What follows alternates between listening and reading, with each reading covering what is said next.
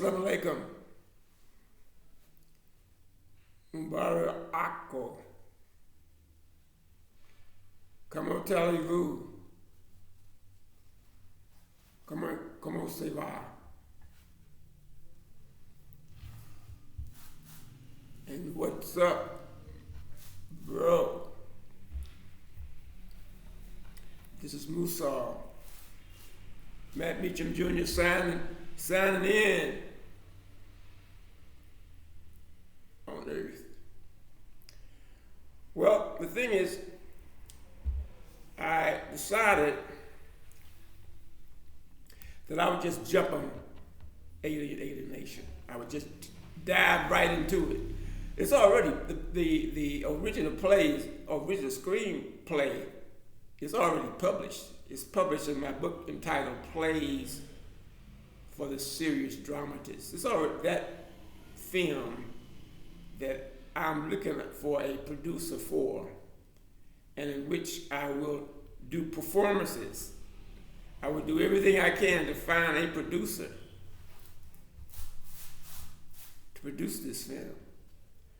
But that film script is already written, and what I'm going to do is talk to you about an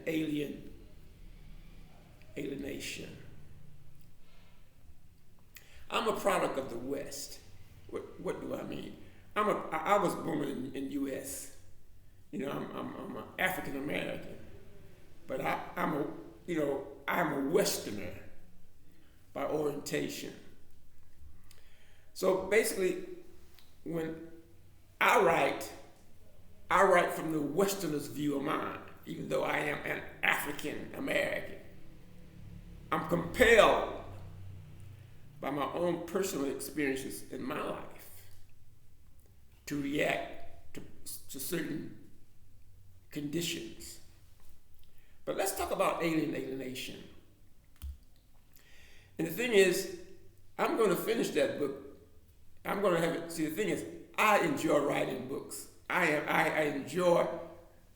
It's like, you know, a child has a color book, and you give him the color book, and you give him the crayons, and he just goes crazy. He just likes to do this and do that. That's the kind of person I am. So the thing is, I enjoy writing books because I've become to this technique. When I write my books, it's all type of artwork. I put all kind of artwork in it, and I enjoy doing it. And so, for the rest of my writing career, we'll always have very interesting illustrations. And I think that's my holdup, why it's been difficult for me to publish my short story, is because I use illustrations. And what happens is they get hung up. You know, you're going to these websites and you're getting the illustrations that you want, and you're putting them into your book, and then you want to rewrite, and then you have to. It's a long story. But let's talk about alienation.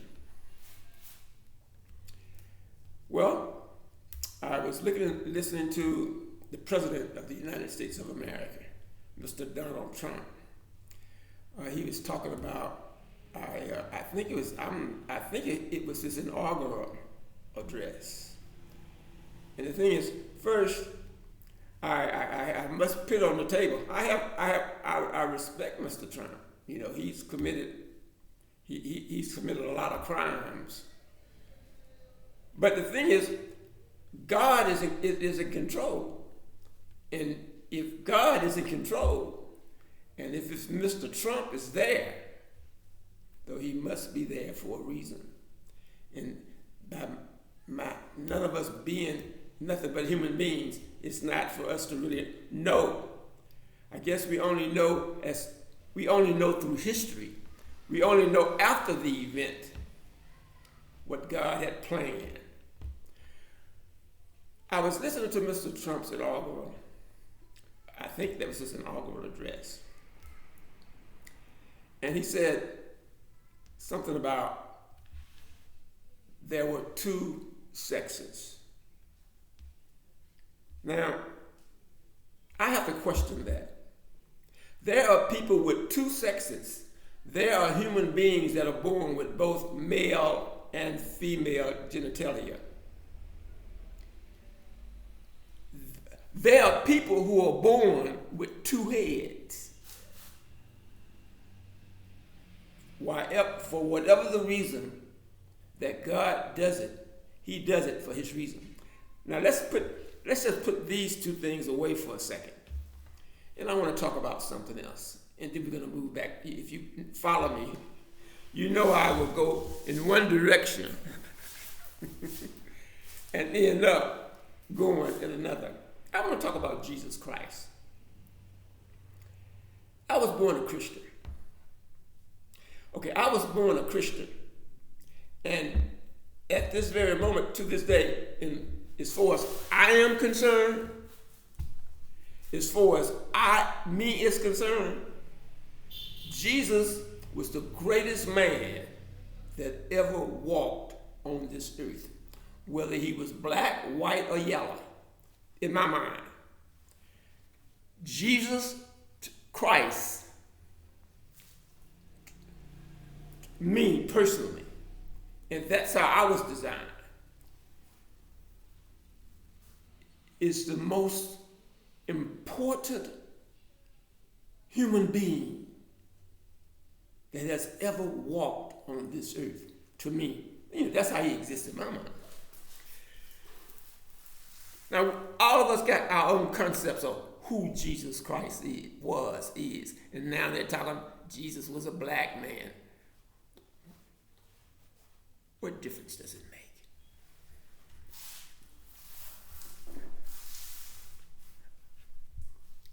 What difference does it make? Now, why am I talking about Jesus? I'm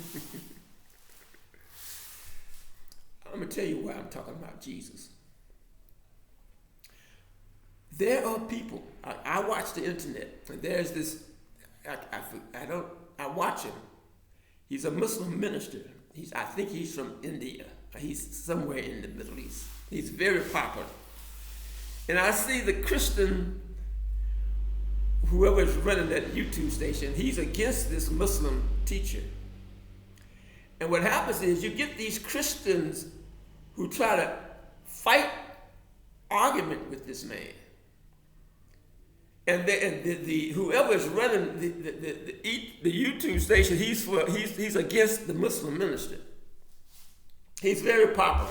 He wears I forget his name, but he's very popular, and he knows the Quran back and forth, and he knows the Bible back and forth.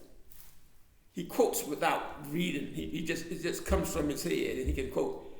And you get people saying, you have these guys trying to challenge him. And this is one question that I want to leave with those guys. Okay, you guys who say that Jesus Christ was and is God. Okay. I love Jesus Christ. I think he was the greatest man that ever walked on this earth. I think he was greater than Socrates, Plato. He was greater than Moses. That's how I feel about Jesus Christ. But there's one question I want to ask you guys. You guys who say Jesus is God.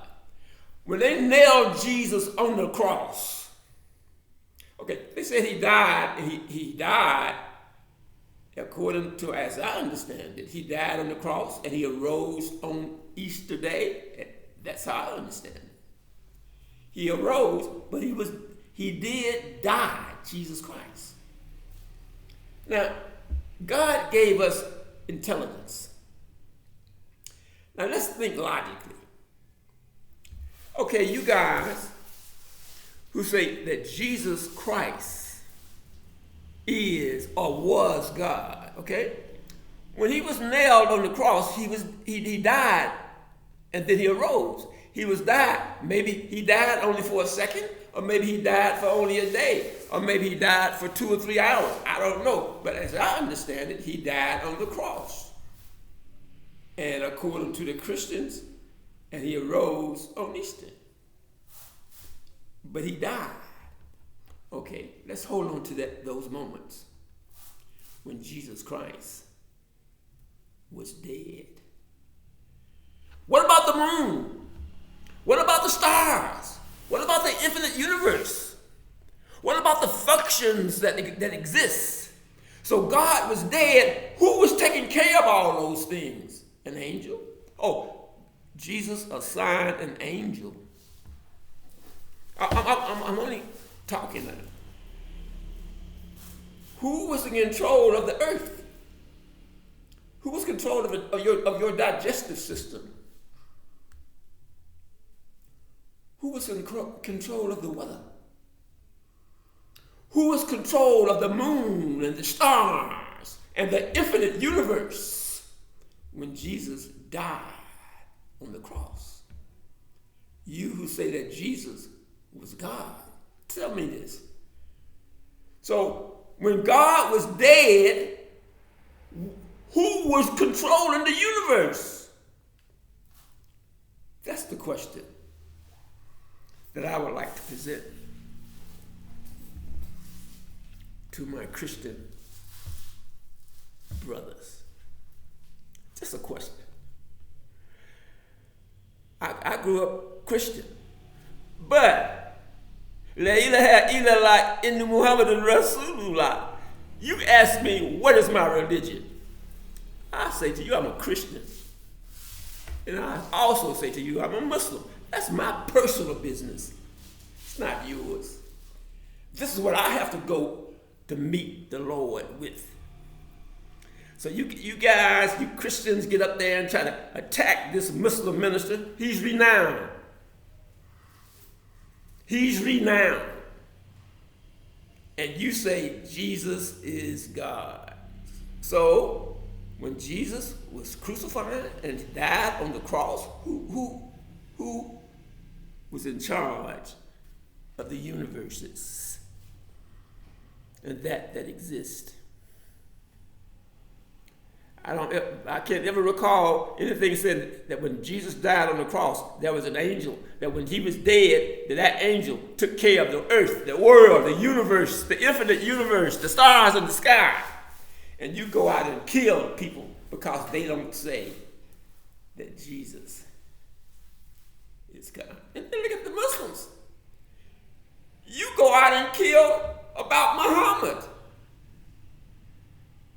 You see? Look how God has created us. He has created us in multitudes of characteristics. Let's get to the president. The Honorable Donald Trump of the United States of America. He is the president. Despite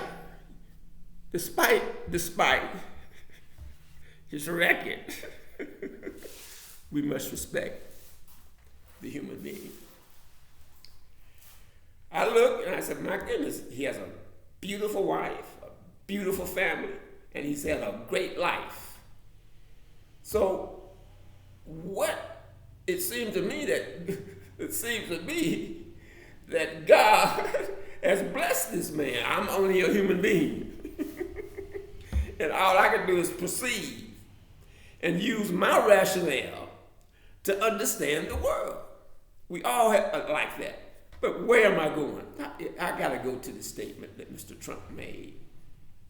He said there were only, in his regime, he would recognize only two genders. But let's be realistic. There are human beings born double-sexed. I think that was an unwise thing for Mr. Trump to say. But of course, he has to satisfy those who put him in office.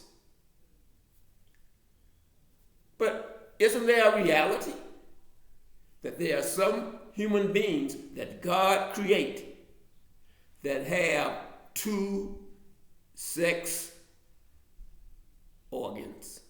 There are human beings that God creates and they have 2 heads. There was I don't know if this man is still alive. There was a man that I used to watch him on the internet. No arms, no legs, and a beautiful wife and children. And this guy, he had no legs, and he had no arms, and he had a cute little wife, and he had children, beautiful little children. So what am I saying?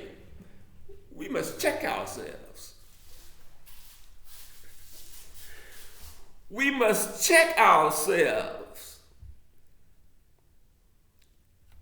when we rationalize things. Now that I made my statement, why? Why did I make my statement? I'm talking about alienation. My film script. It's published already. But I'm going to work on it. And the thing is, when I get it published, the only way you will be able to contact me is to buy that book. I'll put my email address in that book. And if you want to get down with me on this production, you email me. But you have to purchase the book first. I did my E=MC² rock and roll children's book. I think it's gorgeous. And I'm trying to persuade you to buy that book. I'm talking, you just need to open that book. And I'm getting ready to do my Alienation book. That film script, it's already published. It's published in my book entitled Plays for the Serious Dramatist. You look for that book and you can find this alienation. But I'm rewriting Alienation. We're gonna look at a few things about alienation, and then what I'll do, I'll say a little bit. I'll say a little bit. I won't say much, but I'll say a little bit about it. I deal with double sex. They call them intersex. These, okay, yeah, how can I be prejudiced? Cleo. Listen, wait. She gets up, goes to the door, and opens it. Fade out. Fade in. EXT day. Douglas House. Outside the front door of Douglas House. Nelson. May I come in? Cleo. Startled, yes. Please do. She moves out of his way so that he can walk in. Dissolve to. Int. Day. Douglas House. Cleo, Eve, Nelson are sitting at the table. Eve. Would you like some tea? Nelson. No. Cleo, no. Astounded. What would you like to drink? Nelson. Paul Maysoon. I prefer the smooth brandy. Eve. Really? Nelson. Do you have it? Eve. I think so. Do you want a shot? Nelson. Bring the bottle. Cleo. Bottle. Are you a drunk? There is a knocking at the door. Who is that? She goes to the door, she opens it. Dissolve to. 7 EXT day. Douglas House. 2 men dressed in city uniforms are standing outside. Cleo. She steps outside the door and closes it behind her. Yes, may I help you? Steve.